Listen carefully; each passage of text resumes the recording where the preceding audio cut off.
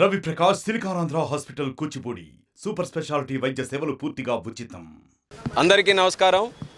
ఆంధ్రప్రదేశ్ రాష్ట్రానికి సంబంధించినటువంటి పోలవరం ప్రాజెక్టు ఎంత శక్తివంతమైనటువంటిదో మన అందరికీ కూడా తెలిసిందే. ఇరిగేషన్ వాటర్, డ్రింకింగ్ వాటర్, అలాగే పవర్ జనరేషన్ అన్నీ కూడా కలుపుకొని అంత పెద్ద ఎత్తున ఉన్నటువంటి ప్రాజెక్టు బహుశా భారతదేశంలో ఎక్కడ కూడా మనం చూడలేదు.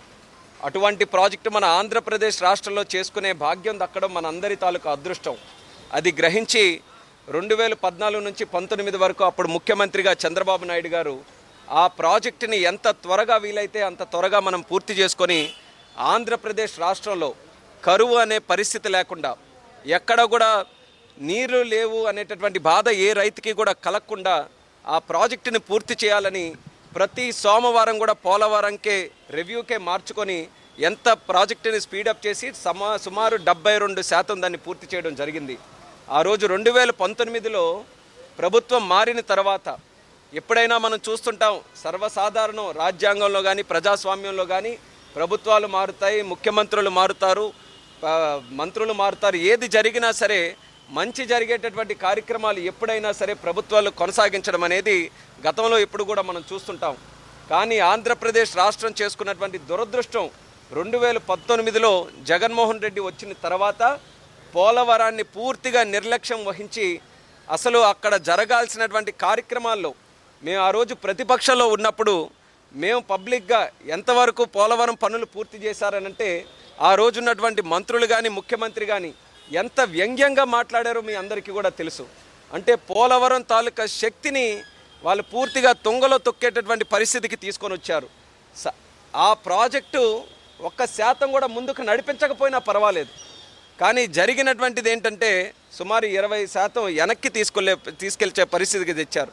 ఎంత డబ్బు ఖర్చు, ప్రభుత్వం తాలూకా సమయం, అలాగే ప్రజల తాలూకా డబ్బు, అలాగే రైతులకి రావాల్సినటువంటి నీళ్ళలో ఈరోజు ఆలస్యం, ఇలా మనకి స్టేట్కి జనరేట్ అవ్వాల్సినటువంటి రెవెన్యూలో కానీ ఒక ఎకానమిక్ యాక్టివిటీ క్రియేట్ చేయడంలో ఎంత మిస్ అయ్యాం మనం అందరం కూడా.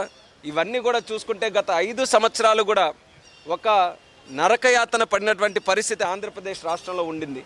కానీ ప్రజలు కూడా అది గ్రహించి మళ్ళీ పోలవరం ప్రాజెక్టు మనం పూర్తి చేసుకోవాలనంటే అది చంద్రబాబు నాయుడు గారి వల్ల, ఎన్డీఏ ప్రభుత్వం వల్ల, కేంద్రంలో నరేంద్ర మోదీ గారి వల్లే అవుతుందన్న ఆలోచనతో అందరినీ కూడా ఆశీర్వదించి ఈరోజు మంచి స్థానంలో రాష్ట్రంలో, కేంద్రంలో ఎన్డీఏ ప్రభుత్వాన్ని గెలిపించడం జరిగింది. మరి దానికి అనుగుణంగా ఈరోజు కేంద్ర మంత్రులుగా ఉన్నటువంటి మా అందరి మీద అదనంగా బాధ్యత ఉంది కాబట్టి రాష్ట్ర మంత్రివర్యులు ఇరిగేషన్ శాఖ మన రామానాయుడు గారు విచ్చేసిన తర్వాత కేంద్ర జలవనరుల శాఖ మంత్రి, జలశక్తి మంత్రి మన సిఆర్ పాటిల్ గారిని కూడా ప్రత్యేకంగా కలిశాం. మరి బీజేపీ వర్మ గారు, మన ఎంఓఎస్ మినిస్టర్ గారు, అలాగే మా ఎంపీలందరూ కూడా కలిసికట్టుగా వెళ్ళి పోలవరం తాలూకా శక్తిని మరొకసారి జలవనరుల శాఖ మంత్రి గారికి కూడా తెలియజేశాం. ఆయన కూడా చాలా పాజిటివ్గా స్పందించారు. అన్ని కార్యక్రమాలు కూడా టైం బౌండ్గానే చేస్తాం. ఇది ఆంధ్రప్రదేశ్ రాష్ట్రానికి ఎంత ముఖ్యమో కేంద్ర ప్రభుత్వానికి, మన ఎన్డీఏ గవర్నమెంట్కి కూడా అంతే ముఖ్యం. కాబట్టి మా వంతు ఎక్కడ కూడా ఎటువంటి జాప్యం లేకుండా సహాయ సహకారాలు అన్నీ కూడా అందిస్తామని చెప్పి ఆయన కూడా ఒక సంకేతం కూడా మాకు ఇవ్వడం జరిగింది. మరి రాష్ట్ర ప్రభుత్వం, కేంద్ర ప్రభుత్వం మధ్యలో సమన్వయం చేయడానికి కేంద్ర మంత్రులుగా, ఎందుకంటే ఈ బాధ్యత కూడా చంద్రబాబు నాయుడు గారు మాకు అప్పచెప్పడం జరిగింది. కేంద్రం నుంచి రావాల్సినటువంటి నిధులు మరి ప్రతి ఒక్కటి కూడా తీసుకొని రావడంలో ఎంపీలు కానీ కేంద్ర మంత్రులు కానీ ప్రధానమైనటువంటి బాధ్యత వహించాలని ఆయన కూడా దశ నిర్దేశం చేయడం జరిగింది.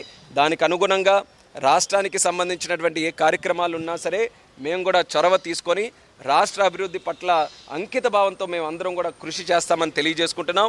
పోలవరం మేము కమిటెడ్గా ఉన్నాం, కానీ ఇందులో ప్రాబ్లం ఏంటంటే గత ప్రభుత్వం చేసినటువంటి తొగ్లక్ పనుల వల్ల డయాఫ్రామ్ వాల్ కూడా ఈరోజు డ్యామేజ్ అయ్యింది. అది మళ్ళీ మనం పునర్నిర్మించుకోవాలి. కాఫర్ డ్యామ్ కూడా ఈరోజు డ్యామేజ్ అయ్యే పరిస్థితిలో ఉంది. చాలా వరకు ఈ రివర్స్ డెవలప్మెంట్ రీతిలో పోలవరం అంతా వెనక్కి వెళ్ళే పరిస్థితికి వచ్చింది. ఇవన్నీ కూడా రీఅసెస్ చేసుకొని వీలైనంత త్వరగా అక్కడ పనులు కూడా ప్రారంభించుకొని మరి తొందరగా ఈ ప్రాజెక్టు కూడా పూర్తి చేయాలనేటువంటి భావనతో మేము కార్యక్రమాలన్నీ కూడా రూపకల్పన చేసుకుంటున్నాం. కేంద్రం మాత్రం ఖచ్చితంగా సహకరిస్తుంది అనేటటువంటి ఆలోచన మాత్రం మా ఆంధ్రప్రదేశ్ రాష్ట్ర ప్రజలందరికీ కూడా మేము తెలియజేయగలం. ఎందుకంటే ఆ రెస్పాన్స్ ఈరోజు మాకు కనిపిస్తుంది. ఏ విషయమైనా సరే, చిన్న సమస్య అయినా పెద్ద సమస్య అయినా సరే చాలా ఉదారంగా అది సెటిల్ చేయడానికి, అది పరిష్కరించడానికి కేంద్ర ప్రభుత్వం మంత్రులు కానీ ప్రధానమంత్రి మోదీ గారు కానీ అందరూ కూడా ఒక ప్రత్యేకమైనటువంటి దృష్టి ఆంధ్రప్రదేశ్ రాష్ట్రం మీద పెట్టారనేది మాత్రం మాకు స్పష్టంగా తెలుస్తుంది, మాకు కూడా కనిపిస్తుంది. ఆ యొక్క దృష్టిని మరి కార్యక్రమాల పట్ల మేము మళ్లించుకొని కార్యక్రమాలకి నిధులు తీసుకొని వచ్చి రాష్ట్ర అభివృద్ధిలో కేంద్రం రాష్ట్రం తాలూకా సహకారంతో ముందుకు నడిపిస్తామని ఈ సందర్భంగా తెలియజేసుకుంటున్నాం. మరిన్ని వీడియోస్ కోసం ఛానల్ ని సబ్స్క్రైబ్ చేయండి, లేటెస్ట్ అప్డేట్స్ కోసం వాట్సాప్ ఛానల్ ని ఫాలో చేయండి అండ్ లింక్ డిస్క్రిప్షన్ లో ఉంది.